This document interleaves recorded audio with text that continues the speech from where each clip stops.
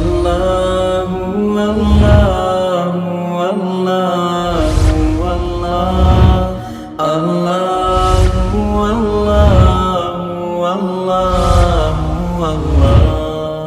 اللہ بسم اللہ الرحمن الرحیم۔ ہدایت النحو کا 10واں باب ہے القسم الثالث فی الحروف، سبق نمبر 6 میں خوش آمدید۔ آج کے سبق کے اندر ہم ربا حرف جر کے بارے میں پڑھیں گے۔ عبارت دیکھ لیں۔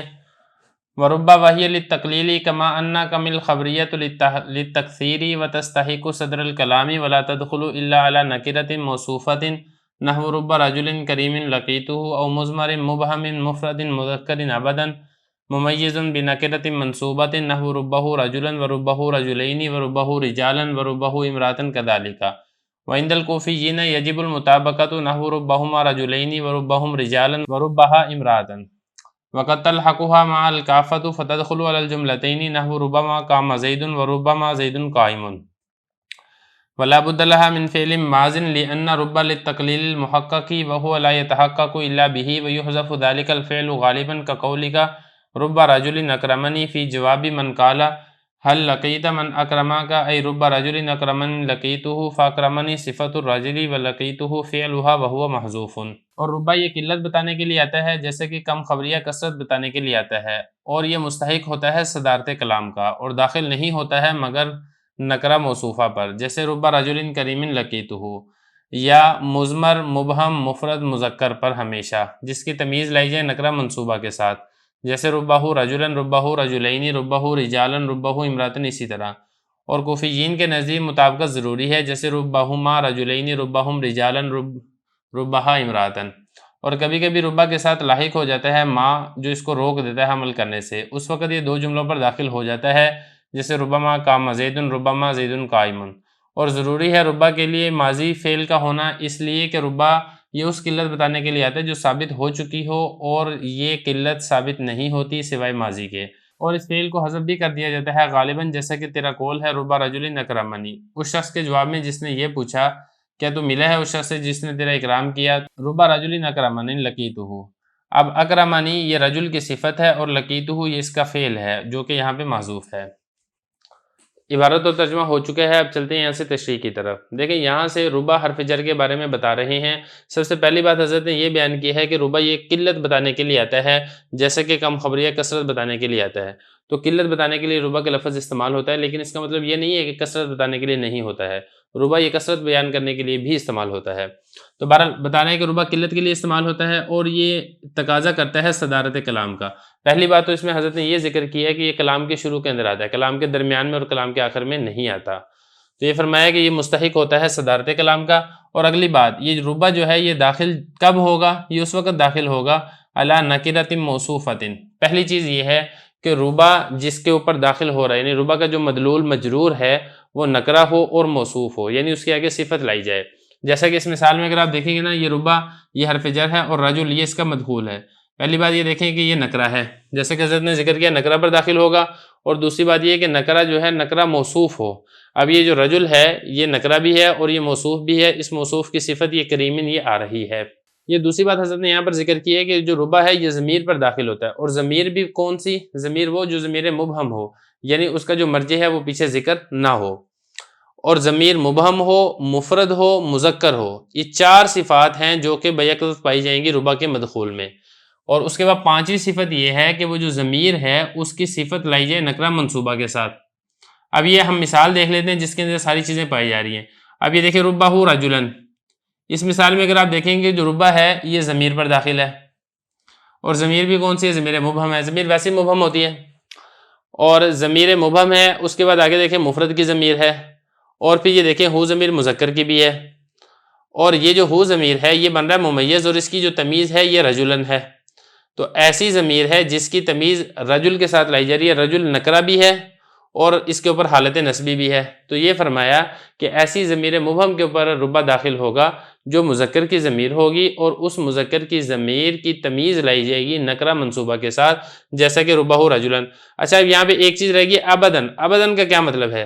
دیکھیں ابدن کا مطلب یہ ہے کہ جو اس کی تمیز ہے نکرہ منصوبہ کے ساتھ آئے گی، چاہے وہ واحد ہے، چاہے وہ تثنیہ ہے، چاہے وہ جمع ہے، چاہے وہ مذکر ہے، چاہے وہ مؤنث ہے، ساری کی ساری صورتوں کے اندر جو ممیز ہے یعنی وہ ضمیر جس کے اوپر ربہ داخل ہے وہ ہمیشہ مفرد مذکر ہی ہوگی۔ جیسا کہ اس مثال میں تو دیکھیں نا دونوں میں مطابقت ہے، لیکن اس مثال میں اگر آپ دیکھیں گے ربہ ہو، یہاں پہ جو ہو ضمیر ہے ضمیر مفرد مذکر آئی ہے، لیکن اس کی جو تمیز ہے وہ نکرہ منصوبہ یہ تثنیہ آ رہی ہے۔ اسی طرح یہاں پر جو تمیز ہے وہ نکرہ منصوبہ جمع مذکر آ رہی ہے، یہاں پر جو تمیز ہے وہ نکرہ منصوبہ مؤنث آ رہی ہے۔ اسی طریقے سے تثنیہ مؤنث کا بھی یہی حال ہے، جمع مؤنث کا بھی یہی حال ہے۔ ساری کی ساری صورتوں میں جو ربہ کے جو مدخول ضمیر ہے وہ ہمیشہ واحد مذکر ہی رہے گی، یہ مطلب ہے ابدن کا ہمیشہ۔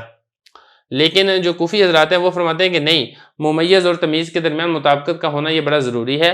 اگر تمیز واحد مذکر ہے تو پھر تو آپ ضمیر واحد مذکر لے کر آئیں گے، اگر تمیز واحد مذکر نہیں ہے تثنیہ مذکر ہے تو پھر آپ جو ضمیر ہے وہ تثنیہ مذکر لے کر آئیں۔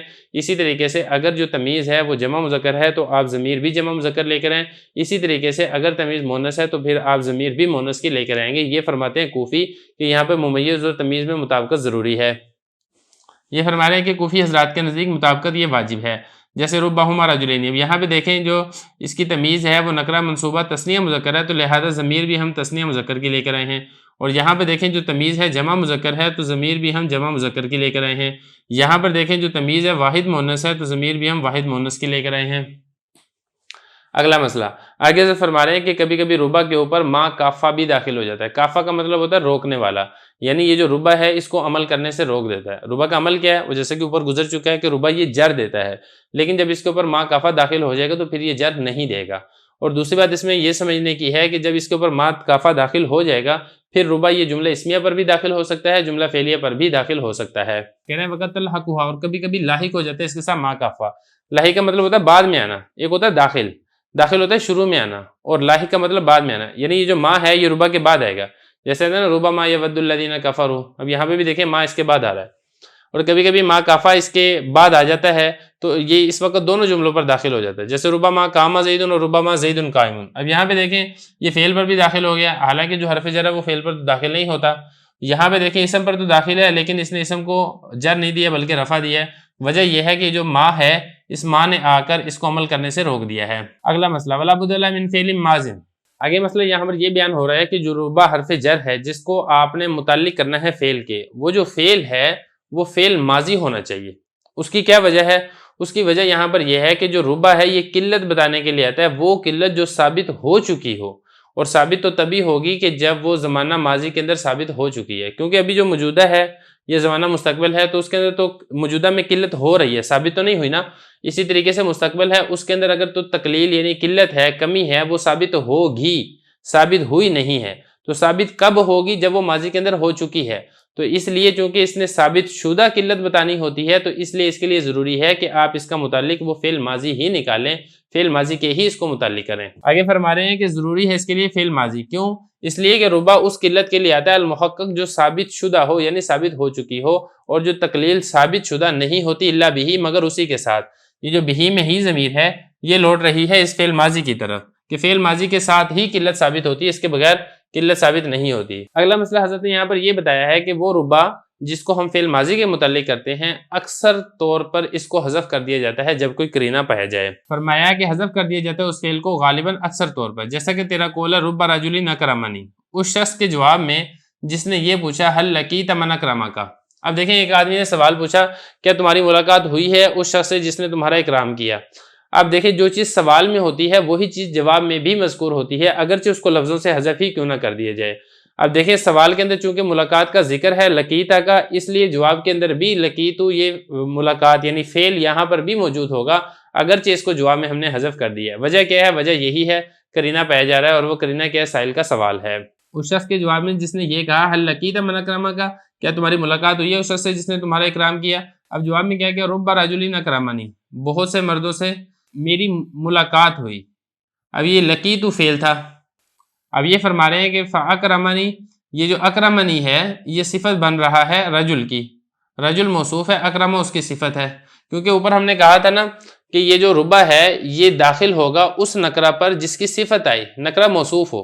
اب یہاں پہ جو ربا کا مدخول رجل ہے یہ نکرہ ہے، موصوف ہے، اور اس کی صفت یہاں پہ اکرمہ ہے، جس طریقے سے یہاں پر صفت کریم تھی تو اس لیے صفت بھی ہے اس کی۔ اور دوسری بات یہ ہے کہ اس ربا کو ہم نے کس کے متعلق کرنا ہے، ہم نے اس کو متعلق کرنا ہے لقیت فعل محذوف کے۔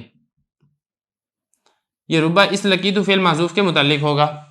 اب یہ جو لقیت فعل مذکور ہے یہ اسی لقیت فعل محذوف کی تفسیر کر رہا ہے، کیونکہ اصل میں ہوتا یہ ہے کہ جب فعل کو حذف کر دیا جاتا ہے تو فعل کا حذف کرنا جائز ہوتا ہے، واجب نہیں ہوتا، لیکن جب حذف شدہ فعل کی تفسیر اور وضاحت کسی اور فعل سے کر دی جائے تو پھر جو حذف شدہ فعل ہوتا ہے اس کا حذف یہ وجوبی ہو جاتا ہے۔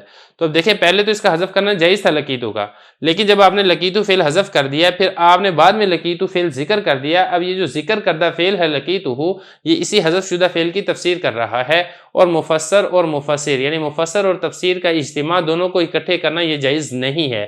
جب آپ نے تفسیر ذکر کر دی ہے تو مفسر آپ حذف کر دیں گے، اس کو آپ ذکر نہیں کریں گے۔ یہ فرما رہے ہیں کہ یہ جو اکرمہ ہے یہ رجل کی صفت ہے، کیوں؟ کیونکہ وجہ اوپر ذکر کر چکی ہے کہ یہ ربا ہے یہ نکرہ موصوفہ پر داخل ہوتا ہے، اور لقیتہ یہ اس کا فعل ہے جو یہاں پہ محذوف ہے، اور اسی محذوف شدہ فعل کی جو تفسیر ہے وہ لقیتہ فعل مذکور یہ کر رہا ہے۔